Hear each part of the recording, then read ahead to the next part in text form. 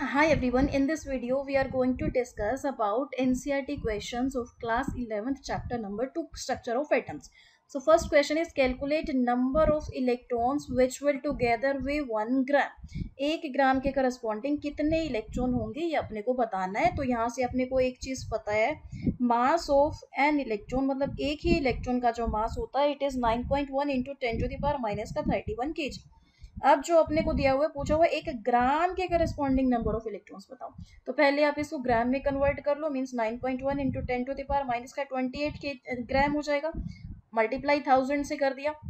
अब अपने को ये पता है 9.1 इंटू 10⁻² ग्राम के करस्पॉन्डिंग एक ही इलेक्ट्रॉन है, क्योंकि एक ही इलेक्ट्रॉन का मास है। और पूछा कितना हुआ कि 1 ग्राम में कितने इलेक्ट्रॉन्स होंगे, तो 1 ग्राम में 1 डिवाइड बाय 9.1 मल्टीप्लाई 10⁻² इलेक्ट्रॉन। इसको सॉल्व करेंगे तो ये आंसर आएगा 1.098 मल्टीप्लाई 10⁻27 नंबर ऑफ इलेक्ट्रॉन्स का इतने इलेक्ट्रॉन्स आ जाएंगे ये 1 ग्राम के करस्पॉन्डिंग। अब नेक्स्ट है calculate mass and charge of 1 mole of electron. 1 मोल का नहीं, 1 मोल इलेक्ट्रॉन का मास और चार्ज बताना है। तो एक इलेक्ट्रॉन के जो मास होता है ये अपने को पता है 9.1 इंटू 10⁻³ kg होता है। इसी को ही हमने ग्राम में कन्वर्ट किया तो 9.1 इंटू 10⁻28 ग्राम होता है ये एक इलेक्ट्रॉन पे मास। क्वेश्चन है 1 मोल इलेक्ट्रॉन पे मास बताओ। 1 मोल इलेक्ट्रॉन मीन 6.022 इंटू 10⁻23 इलेक्ट्रॉन्स पे कितना मास होगा, दैट इज 9.1 मल्टीप्लाई 10⁻28, इसको मल्टीप्लाई कर दो 6.022 इंटू 10⁻23, इतना मास हो जाएगा इतने इलेक्ट्रॉन्स पे, मींस 1 मोल इलेक्ट्रॉन पे। तो इसको जैसे ही हम मल्टीप्लाई करेंगे ये आ जाएगा 5.48 इंटू 10⁻⁴ ग्राम, ये हो जाएगा मास 1 मोल इलेक्ट्रॉन का। अब नेक्स्ट क्वेश्चन है 1 मोल इलेक्ट्रॉन पे चार्ज कितना होता है। तो अपने को पता है सिर्फ एक ही इलेक्ट्रॉन पे कितना चार्ज होता है, एक ही इलेक्ट्रॉन पे जो चार्ज होता है दिस इज 1.6 इंटू 10⁻⁻19 कूलम। अब 1 मोल इलेक्ट्रॉन पे चार्ज निकालना है, मतलब इतने इलेक्ट्रॉन्स पे आपको चार्ज निकालना है। तो दिस मल्टीप्लाई 6.022 इंटू 10⁻23 कूलम, इसको जैसे ही आप सोल्व करोगे ये आ जाएगा 9.63 मल्टीप्लाई 10⁴ कूलम। तो अब ये जो आंसर आया है ये 1 मोल इलेक्ट्रॉन पे charge. Next question is calculate total number of electrons present in 1 mole of methane. 1 mole methane में कितने इलेक्ट्रॉन्स होंगे। तो पहले आपको देखो मीथेन का फॉर्मूला होता है CH4, तो इसके करस्पॉन्डिंग पहले ये देखो एक मॉलिक्यूल है, तो एक मॉलिक्यूल सिर्फ CH4 मतलब मीथेन के एक मॉलिक्यूल में कितने इलेक्ट्रॉन प्रेजेंट है वो अगर हम देखें तो कार्बन के लिए इलेक्ट्रॉन होते हैं 6 एटॉमिक नंबर के बराबर, और एक हाइड्रोजन के लिए 1, तो 4 के लिए 4, तो 6 + 4 ये हो गया 10। मतलब एक मॉलिक्यूल अगर मीथेन का है ना, सिर्फ एक ही मॉलिक्यूल है मीथेन का, तो उसके लिए 10 इलेक्ट्रॉन्स होते हैं उसमें। अब क्वेश्चन क्या है कि भाई आप 1 मोल मीथेन में बताओ कितने इलेक्ट्रॉन्स होंगे। तो 1 मोल मीथेन मीन्स 6.022 इंटू 10⁻23 मॉलिक्यूल है 1 मोल मीथेन में, मतलब इतने सारे मॉलिक्यूल्स में अपने को इलेक्ट्रॉन्स बताने हैं। तो दिस 6.022 इंटू 10⁻23 मल्टीप्लाई 10, तो इतने हो जाएंगे 6.022 मल्टीप्लाई 10⁻24 नंबर ऑफ इलेक्ट्रॉन्स। एक मोल मीथेन में इतने इलेक्ट्रॉन्स प्रेजेंट होंगे। नेक्स्ट क्वेश्चन क्या कहता है, find total number and total mass of neutrons present in 7 MgO 14। अब अपने को 14 कार्बन गिवन है, 14 मीन्स यहाँ पर मास अपने को दिया हुआ है कितना, एक एटम, ये 14 दिया हुआ है। अब देखो एक एटम कार्बन के सिर्फ एक ही एटम का जो मास है, कार्बन के सिर्फ एक ही एटम का मास है, this is 14 AMU, atomic mass unit में लिखते हैं इसको। कार्बन के एक एटम का मास 14 AMU है। अब यहाँ से अपने को पता लग रहा है कि कार्बन का एटॉमिक नंबर तो 6 होता है, अपने को पता ही है। तो सिर्फ कार्बन के एक ही एटम में न्यूट्रॉन्स कितने प्रेजेंट हो जाएंगे, फिर नंबर ऑफ प्रोटॉन 6 है, मास नंबर 14 है, तो न्यूट्रॉन आप मास नंबर में से नंबर ऑफ प्रोटॉन माइनस कर दो, तो 8 यहाँ पर एक एटम में नंबर ऑफ न्यूट्रॉन्स आ जाएंगे। तो यहाँ से देखो एक एटम में नंबर ऑफ न्यूट्रॉन्स तो 8 है, अपने को बताना क्या है total number of neutrons in 7 Mg of this. तो यहाँ से देखो एक एटम का मास होता है 14 AMU, तो यहाँ से एक मोल एटम का अगर मास होता है ना, एक मोल एटम का जो मास होता है दिस इज इक्वल टू 14 ग्राम। अगर ग्राम में लिखते हैं तो अपन यहाँ पर एक मोल एटम लिखते हैं, AMU लिखते हैं तो ये सिर्फ एक ही एटम का मास होता है। अब यहाँ पे ये एक मोल एटम का मास है 14 ग्राम मीन्स 6.022 इंटू 10⁻23 इतने एटम्स का मास होता है 14 ग्राम के बराबर। अब आपको क्या करो, 7 mg दिया हुआ है तो इसको भी आप मिलीग्राम में कन्वर्ट कर लो। मिलीग्राम मीन्स इतने, ये हो जाएगा 14,000 mg। तो 14,000 mg इतने के करस्पॉन्डिंग कितने एटम्स हो जाएंगे भाई, 6.022 इंटू 10⁻23 एटम्स हो जाएंगे, राइट। अब इतने सारे एटम्स हो जाएंगे। अब आप देख सकते हो इतने में तो इतने एटम्स है। क्वेश्चन क्या कर रहा है कि 7 mg में आप नंबर ऑफ न्यूट्रॉन्स बताओ। तो 7 mg में कितने एटम्स हो जाएंगे, 7 mg में एटम्स अगर आप निकालोगे तो दिस डिवाइड बाय 14,000 मल्टीप्लाई 7, तो इतने तो एटम्स हो जाएंगे भाई। 7 mg में इतने एटम्स हो जाएंगे, लेकिन क्वेश्चन है कि आपको 7 mg में न्यूट्रॉन्स बताने। तो 7 mg में एटम्स तो इतने, अब अपने को पता है एक एटम में न्यूट्रॉन तो 8 होते हैं। तो एक एटम में अगर 8 न्यूट्रॉन है तो इतने सारे एटम्स में कितने न्यूट्रॉन्स हो जाएंगे। मतलब ये पूरी वैल्यू को, इस पूरे डेटा को आप क्या करोगे, 8 से मल्टीप्लाई कर दोगे। इस पूरे डेटा को आप क्या करोगे, 8 से मल्टीप्लाई कर दोगे। मतलब 7 mg में 6.022 into 10⁻23 divide by 14,000 multiply 7 multiply 8, यहाँ आ जाएंगे ये number of neutrons and this will be equal to 2.4088 multiply 10⁻22। इतने आ जाएंगे guys number of neutrons, number of neutrons. अब नेक्स्ट क्वेश्चन है कि 7 mg में ही आपको बताना है मास ऑफ न्यूट्रॉन कितने होंगे। 7 mg में ही 7 mg ऑफ दिस, इतने में मास बताना है कि मास ऑफ न्यूट्रॉन्स कितने होंगे। तो अभी हमने निकाला ना 7 mg में कितने न्यूट्रॉन्स थे, 2.4088 मल्टीप्लाई 10⁻22, इतने नंबर ऑफ न्यूट्रॉन्स थे 7 mg में। अब इतने नंबर ऑफ न्यूट्रॉन्स थे तो आपको एक न्यूट्रॉन पे, एक न्यूट्रॉन का जो मास होता है ये 1.675 इंटू 10⁻⁻27 kg के बराबर होता है। एक न्यूट्रॉन का मास 1.675 इंटू 10⁻⁻21 kg के बराबर होता है। तो इतने सारे न्यूट्रॉन का अगर आप मास बता लेते हो तो हमने इतने 7 mg के करस्पॉन्डिंग मास बता दिया ना। तो आप यहाँ से देख सकते हो, तो इतने सारे 2.4088 इंटू 10⁻23 न्यूट्रॉन्स का मास कितना हो जाएगा, 1.675 into 10⁻⁻27 multiply this term, multiply this, इतना हो जाएगा। इसको जैसे ही आप मल्टीप्लाई करोगे तो आंसर आएगा 4.0347 मल्टीप्लाई 10⁻⁻6 kg के बराबर, राइट। अब नेक्स्ट क्वेश्चन क्या कहता है, find total number and total mass of protons in 34 mg of ammonia at STP. 34 mg of ammonia में अपने को total number and total mass of proton बताना है। अब देखो अपने को ये पता है कि अमोनिया का जो एक मॉलिक्यूल है, अमोनिया का एक मॉलिक्यूल मीन्स NH3। अब इसमें नंबर ऑफ प्रोटॉन्स कितने होंगे, तो एटॉमिक नंबर के बराबर होंगे। एटॉमिक नंबर मीन्स 7 + 3 10 के बराबर होंगे। इतने 10 प्रोटॉन्स, ये ध्यान में रखें कि एक मॉलिक्यूल में तो 10 प्रोटॉन्स होते हैं। अपने को 34 mg में बताना है कि कितने प्रोटॉन्स होंगे। तो ग्राम मॉलिक्यूलर मास, मतलब आप ये देख सकते हो ना कि 17 ग्राम जो मास है अमोनिया, देखो इसका अमोनिया का जो होता है 14 तो नाइट्रोजन के लिए होता है और 3 हाइड्रोजन के लिए 3, तो 14 + 3 17 ग्राम हो जाता है। इतने सारे, एक मोल मॉलिक्यूल का मास, एक मोल मतलब इतने सारे अमोनिया के मॉलिक्यूल्स का मास होता है 17 ग्राम। अब पूछा क्या हुआ है कि 34 mg, तो mg है तो पहले 17 ग्राम को आप इसको भी mg में कन्वर्ट कर सकते हो, 17,000 mg के बराबर हो जाएगा।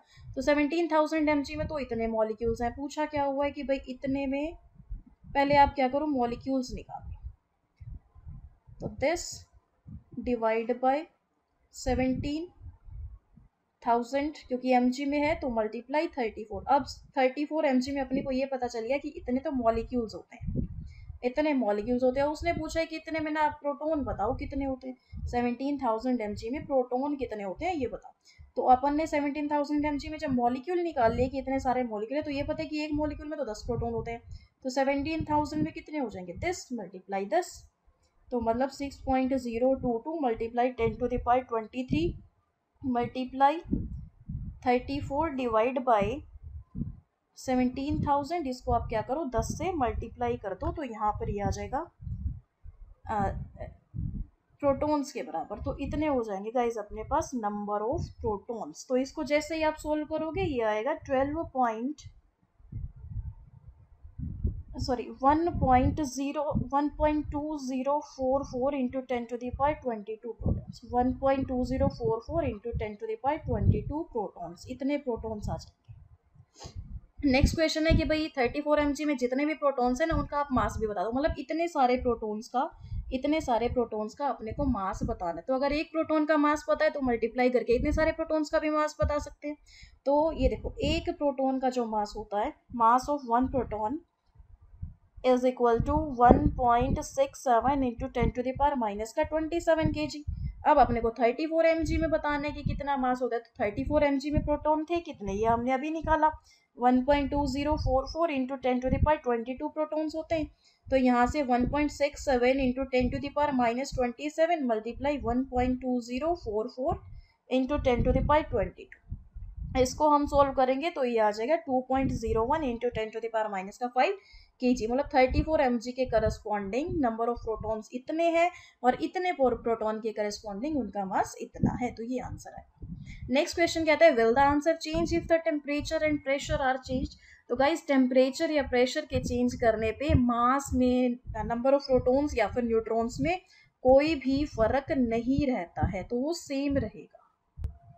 नेक्स्ट क्वेश्चन है how many protons and neutrons are present in the following nucleus. तो गाइस यहाँ पर देखो ये अपने को दिया हुआ है कार्बन 6 और यहाँ ऊपर दिया हुआ है 30। तो मतलब ये जो ऊपर दिया होता है ना this is mass number, this is mass number, और जो ये दिया हुआ है दिस इज एटॉमिक नंबर। तो मास नंबर होता है नंबर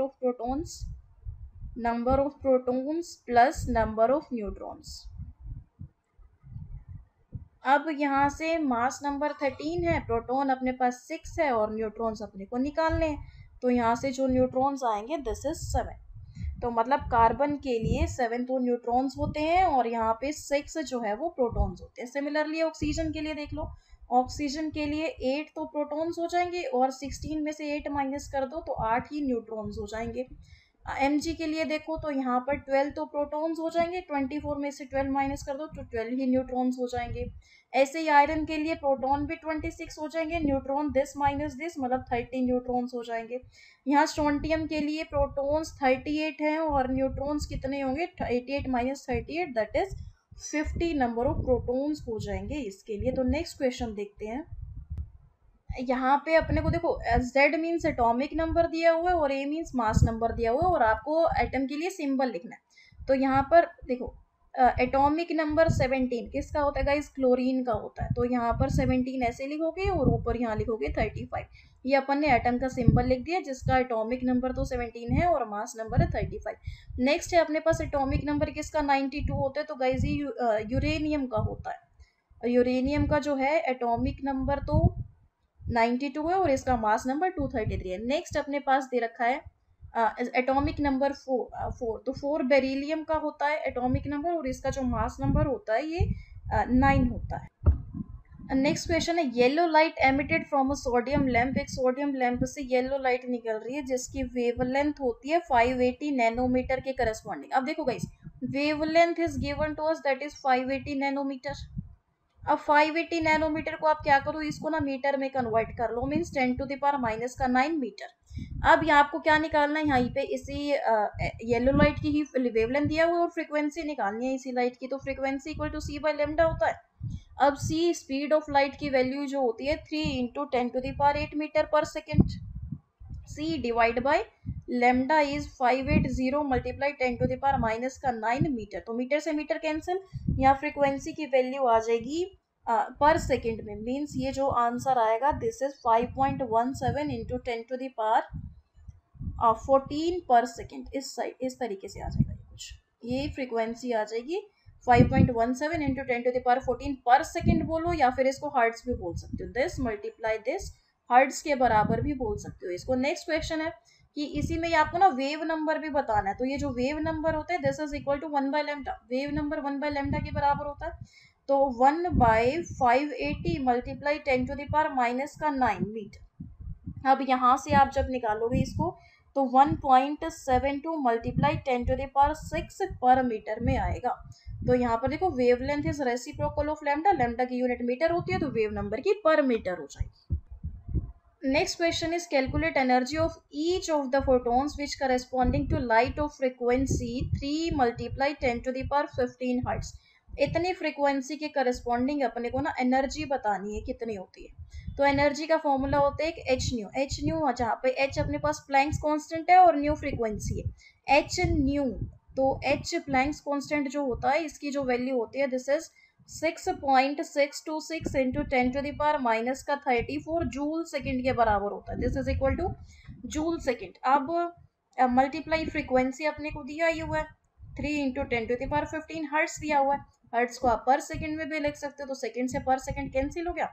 यहाँ पर जो भी अपने पास एनर्जी आएगी ये जूल में आएगी और इसका आंसर होता है 1.988 multiply 10 to the power minus का 18 जूल। ये आ गई एनर्जी एक फोटोन के लिए। अब कहता है कि अगर जिसकी एनर्जी निकालो फोटॉन्स की जिसकी वेव लेंथ 0.50 एंगस्ट्रॉम है, तो वेव लेंथ गिवन है तो E is equal to h nu है ना, न्यू को आप सी बाय लेमडा भी लिख सकते हो, बस यही वैल्यूज पुट कर दो 6.626 into 10 to the power minus का 34 joule second multiply 10 to the power 8 metre पर सेकेंड डिवाइड बाय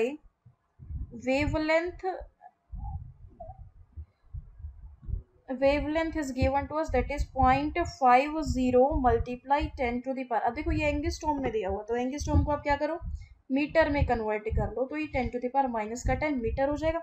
यहाँ से देखो पर सेकंड से सेकंड कैंसिल, मीटर से मीटर कैंसिल, तो आंसर जो आएगा वो जूल में आएगा और इसका आंसर होता है 3.98 into 10 to the power 15 joule के बराबर।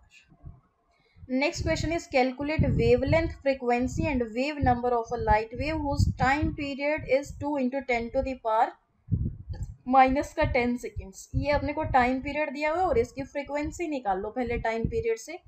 तो frequency is reciprocal of time period, तो 1 बाई दिस टाइम लिख दो, ये हो जाएगा फ्रीक्वेंसी। यहाँ से फ्रीक्वेंसी आप निकाल सकते हो, ये आएगा 5 multiply 10 to the power 9 second, ऊपर जाके पर सेकेंड हो जाएगा और इसी को या फिर हर्ट्स में भी लिख सकते हो, पर सेकेंड और हर्ट्ज एक ही बात है। तो यहाँ से ये फ्रीक्वेंसी निकल आई। अब वेवलेंथ देखते हैं कैसे निकाले। वेवलेंथ फ्रीक्वेंसी पता है तो वेवलेंथ सी बाई फ्रीक्वेंसी करके निकाल सकते हैं। तो सी की value 3 into 10 to the power 8 होती है मीटर पर सेकेंड में। ऐसे ही फ्रीक्वेंसी जो है ये हमने अभी निकाली 5 multiply 10 to the power 9 hertz पर सेकेंड में ही होता है, तो यहाँ से पर सेकेंड कैंसिल और जो भी आंसर आएगा ये मीटर में ही आएगा। तो यहाँ से आंसर आता है 6 into 10 to the power minus का 2 मीटर। नेक्स्ट है कि वेव नंबर भी निकाल दो, तो वेव नंबर अपने को पता है this is reciprocal of wavelength, तो वेवलेंथ पता है 6 into 10 to the power minus का 2 मीटर। यहाँ से वेवलेंथ आ जाएगी 16.66 पर मीटर के बराबर। अब वेवलेंथ मीटर में है तो यहाँ वेव नंबर जो आएगा ये पर मीटर में आ जाएगा। Next question, what is number of photons of light with wavelength 4000 picometer which provide 1 joule of energy। तो पहले अपने को देखो नंबर ऑफ फोटोन्स निकालने। एक लाइट है जिसकी वेवलेंथ इतनी है तो आपको उसमें नंबर ऑफ फोटोन्स निकालने। तो यहाँ वेवलेंथ अगर लाइट की दे रखी है 4000 पिकोमीटर, अब आप इसको पहले मीटर में कन्वर्ट कर लो। 4000 multiply 10 to the power minus का 12 मीटर। अब यहाँ से एनर्जी भी कैलकुलेट कर सकते हैं, E is equal to h c by lambda होता है अगर वेवलेंथ गिवन है तो H की value 6.626 into 10 to the power minus का 34 joule second. H multiply C की value 3 into 10 to the power 8 metre पर सेकेंड होता है। दिस डिवाइड बाई वेवलेंथ, तो नाउ वेवलेंथ कितना हो जाएगा यहाँ से 4 into 10 to the power minus 9 metre के बराबर। यहाँ से अब आप एनर्जी कैलकुलेट करोगे तो ये आएगी 4.969 multiply 10 to the power minus का 17 जूल के करस्पॉन्डिंग एनर्जी आ जाएगी। अब इतनी एनर्जी आई है, ये जो एनर्जी आई है ना ये एनर्जी एक फोटोन के बराबर है। 4.969 multiply 10 to the power minus का 17 जूल, ये एनर्जी एक फोटोन के लिए आई है, एक फोटोन के लिए। वो कहता है कि भाई एक जूल में कितनी एनर्जी होगी, एक जूल में, तो इतने जूल में तो एक फोटोन है। Which will provide energy is equal to 1 joule. तो अब अपने को ये पता है कि ये तो एक फोटोन के लिए एनर्जी आई है, तो यहाँ से आप लिख सकते हो 1 जूल में 1 डिवाइड बाई 4.969 मल्टीप्लाई 10⁻⁻17, मतलब ये आंसर आएगा 2.012 मल्टीप्लाई 10⁻16 फोटॉन्स। देखो यहाँ पर अपन ने क्या किया, पहले एक फोटोन की एनर्जी इतनी निकाली, मतलब इतने जूल एनर्जी में तो एक ही फोटोन है ना, आपको नंबर ऑफ फोटोन निकालने हैं एक जूल एनर्जी में, तो इतने जूल में एक फोटोन है तो एक जूल एनर्जी में कितने हो जाएंगे, दिस नंबर ऑफ फोटोन्स हो जाएंगे, that is 2.012 multiply 10⁻6। Next question, photo electric effect से एक फोटोन है जिसकी वेवलेंथ इतनी है, ये मेटल के सरफेस पे स्ट्राइक कर रहा है, तो मेटल के सरफेस पे स्ट्राइक कर रहा है, इलेक्ट्रॉन इजेक्ट आउट करेगा अगर वर्क फंक्शन अपने को इतना दिया हुआ है 2.13 इलेक्ट्रॉन वोल्ट। तो कैलकुलेट एनर्जी ऑफ फोटोन, मतलब यही फोटोन अपन ने डाला है मेटल के सरफेस पे, तो इसी फोटोन की वेवलेंथ तो इतनी दी हुई है, दैट इज 4 मल्टीप्लाई 10⁻⁻7 मीटर दी हुई है इस फोटोन की वेवलेंथ। अब एनर्जी निकाल लो, इसी फोटोन की पूछ रखी है, तो एच सी बाई लेमडा करके निकाल सकते हो, एच इज 6.022 मल्टीप्लाई 10⁻23 मल्टीप्लाई, अब ये होता है जूल सेकंड में, अपने को पता है सी की जो वैल्यू है इट इज 3 इंटू 10⁸ मीटर पर सेकेंड, दस डिवाइड बाई 4 मल्टीप्लाई 10⁻⁻7 मीटर। अब यहाँ से जो एनर्जी आएगी इसको कैलकुलेट, देखो मीटर से मीटर कैंसिल, पर सेकंड से पर सेकंड कैंसिल, इसको जैसे ही आप कैलकुलेट करोगे दिस इज 4.9695 मल्टीप्लाई 10⁻⁻19 जूल के करस्पॉन्डिंग इतनी एनर्जी आ जाएगी। अब इतनी एनर्जी मतलब कितनी, 4.9695 मल्टीप्लाई 10⁻⁻19 जूल, इतनी एनर्जी का फोटोन मेटल के सरफेस पे स्ट्राइक किया है, इतनी एनर्जी का फोटोन मेटल के सरफेस पे स्ट्राइक किया, तो यहाँ से जो इलेक्ट्रॉन्स निकले हैं ना, अपने को उसका क्या करना है, काइनेटिक एनर्जी बतानी है। तो काइनेटिक एनर्जी हम कैसे बताएंगे, अपने को एक चीज पता है फोटो इलेक्ट्रिक इफेक्ट के एक्सप्रेशन से कि h nu is equal to h nu not plus kinetic energy, ये होता है ना, h nu equal to h nu not plus kinetic energy. अब यहाँ से देखो काइनेटिक एनर्जी तो निकालनी है, so now this will be equal to h nu minus h nu not. अब ये जो नॉट लिया है ना, ये वर्क फंक्शन है, वर्क फंक्शन जो अपने को दे रखा है 2.13 इलेक्ट्रॉन वोल्ट के बराबर, तो एच न्यू नॉट की वैल्यू 2.13 इलेक्ट्रॉन वोल्ट दे रखी है, तो ये जो एनर्जी हमने निकाली थी ना, ये एनर्जी जो निकाली थी दैट इज 4.9695 मल्टीप्लाई 10⁻⁻19 जूल, वो ये एच न्यू है, वो ये एच न्यू है और वर्क फंक्शन है एच न्यू नॉट। अब वर्क फंक्शन इलेक्ट्रॉन वोल्ट में दिया हुआ, तो ये एनर्जी में अपने को इलेक्ट्रॉन वोल्ट में कन्वर्ट करनी पड़ेगी, तो जूल को इलेक्ट्रॉन वोल्ट में कन्वर्ट करने के लिए अपन क्या करेंगे, दिस डिवाइड बाय 1.6 इंटू 10⁻⁻19। अब ये जो भी एनर्जी आएगी ये हो जाएगी इलेक्ट्रॉन वोल्ट में, और इसको जब सॉल्व करोगे तो ये हो जाएगा 3.1020 मल्टीप्लाई 2.13, इतने इलेक्ट्रॉन वोल्ट आएगा। अब देखो काइनेटिक एनर्जी निकालनी है, तो इतने तो इलेक्ट्रॉन वोल्ट अपने पास एच न्यू आया था, तो यहाँ वर्क फंक्शन है, वर्क फंक्शन 2.13 है, तो this minus this, kinetic energy की वैल्यू आ जाएगी 0.9720 इलेक्ट्रॉन वोल्ट, ये काइनेटिक एनर्जी आ राइट। नेक्स्ट क्वेश्चन है कि जो इलेक्ट्रॉन्स निकले ना उसकी तो हमने काइनेटिक एनर्जी इतनी निकाल दी, इन्हीं इलेक्ट्रॉन्स की अब आप वेलोसिटी भी बता दो कितनी होती है, तो काइनेटिक एनर्जी का जो फॉर्मूला होता है this is half mv square, kinetic energy का फॉर्मूला हाफ mv स्क्वायर होता है, आपको क्या निकालनी है, वेलोसिटी निकालनी है, तो यहाँ से 2 into kinetic energy divide by mass. अब इलेक्ट्रॉन से निकल रहे हैं तो ये इलेक्ट्रॉन्स का मास है, तो यहीं से वेलोसिटी के लिए एक्सप्रेशन आ जाएगा √2 kinetic energy divide by mass.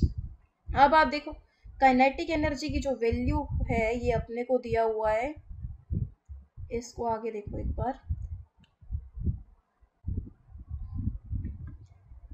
ये अपने पास आ गया वेलोसिटी का एक्सप्रेशन, ये आ गया। नेक्स्ट आप देखो velocity equal to √2 kinetic energy, अब देखो अपने को ना इलेक्ट्रॉन वोल्ट में दी हुई है, और मास अपन ने किसका लेना है, इलेक्ट्रॉन्स का लेना है, और वो मास आप क्या लोगे 9.1 इंटू 10⁻⁻31 kg लोगे, 31 kg। अब देखो यहाँ जब आपने मास kg लिया है ना, यहाँ जब मास kg लिया है तो यहाँ काइनेटिक एनर्जी की वैल्यू इलेक्ट्रॉन वोल्ट में नहीं अपने को जूल में लेनी पड़ेगी, और जूल में लेने के लिए आप वापस से क्या करोगे, इसी वैल्यू को 1.6 इंटू 10⁻⁻19 से मल्टीप्लाई कर दोगे,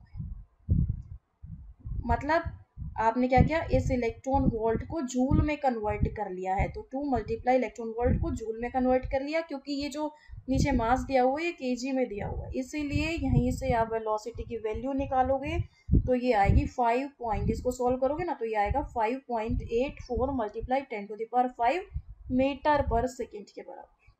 5.84 मल्टीप्लाई 10⁵ मीटर पर सेकेंड के बराबर। Next question is electromagnetic radiation जिसकी वेवलेंथ इतनी है is just sufficient to ionise the sodium atom. मतलब एक सोडियम एटम में से एक इलेक्ट्रॉन को निकालने के लिए या फिर आयनाइज करने के लिए इतनी वेवलेंथ देनी पड़ रही है। तो आपको वो निकालनी है क्या, आयनाइजेशन एनर्जी। तो गाइस ये जो वेवलेंथ देनी पड़ रही है इलेक्ट्रॉन को निकालने के लिए तो देनी पड़ रही है, आयनाइज करने के लिए तो देनी पड़ रही है। मतलब इस वेवलेंथ के करस्पॉन्डिंग जो एनर्जी आएगी ना वो आयनाइजेशन एनर्जी ही आएगी। मतलब वेवलेंथ अगर अपने पास 242 नैनोमीटर है, ये वेवलेंथ क्यों यूज हो रही है, सोडियम एटम को आयनाइज करने के लिए यूज हो रही है। तो इसके करस्पॉन्डिंग जो एनर्जी आएगी दिस इज आयनाइजेशन एनर्जी। तो एनर्जी इक्वल टू hc/λ आपको पता ही है।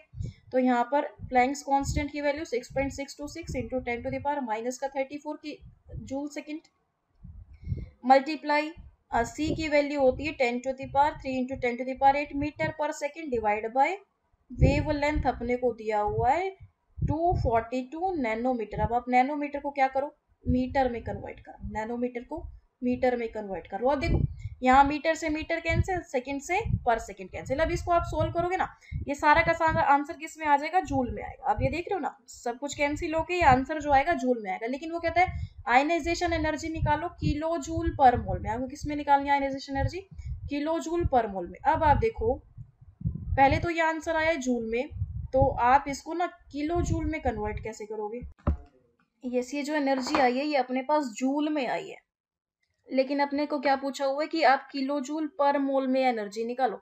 तो जूल को पहले आप क्या करोगे, किलो जूल में कन्वर्ट करने के लिए डिवाइड बाय 1000 कर दोगे, तो ये आ जाएगी अपने पास किलो जूल में एनर्जी अगर आप डिवाइड बाय 1000 करते हो तो। अब एक और चीज पूछेगी कि आपको ना एक मोल के लिए एक मोल की एनर्जी निकालनी है किलो जूल में। तो यहाँ पर ने क्या किया है, सिर्फ एक ही सोडियम एटम की आयनाइजेशन एनर्जी निकालनी है, एक ही सोडियम एटम की आयनाइजेशन एनर्जी ये निकाल ली। क्वेश्चन क्या कह रहा है, पर मोल, यूनिट में बोल रहे हैं ना पर मोल। तो मतलब एक मोल एटम की आपको आयनाइजेशन एनर्जी निकालनी है। तो एक एटम के लिए आयनाइजेशन एनर्जी हमने ये निकाली है ना 0.0821 मल्टीप्लाई 10⁻⁻20 केजी में हो गया। तो ऐसे एक मोल मतलब 6.022 इंटू 10⁻23 एटम्स के करस्पॉन्डिंग अपने को एनर्जी निकालनी है। तो दिस मल्टीप्लाई दिस, आप क्या करो इसको इससे मल्टीप्लाई कर दो। जब आप मल्टीप्लाई करोगे तो ये आंसर आएगा 494.7 मल्टीप्लाई 10⁻³ इतने जूल, सॉरी 10⁻³ नहीं आएगा, यहीं पर ही आ जाएगा 494.7 केजी के बराबर। तो इतनी जो एनर्जी आई है ये एक मोल एटम की आई है, मतलब 6.022 इंटू 10⁻23 एटम्स की आई। तो ये जो एनर्जी है ये किलो जूल पर मोल में आई है।